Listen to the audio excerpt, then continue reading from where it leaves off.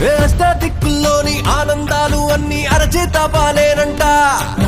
అత్యాస లేకుంటే పేరాస లేకుంటే ఐశ్వర్యమేనంట. అరే కొన్నాళ్ళు ఎండలు కొన్నాళ్ళు వానలు వస్తుంటే చాలంట. 100 ఏళ్ళు వద్దంట, పోయేదాకా బతుకు సాగిపోవాలంట. ప్రతిదీ నీతోనే నీతోనే బ్రతుకంతా మాది నీదే. అడుగే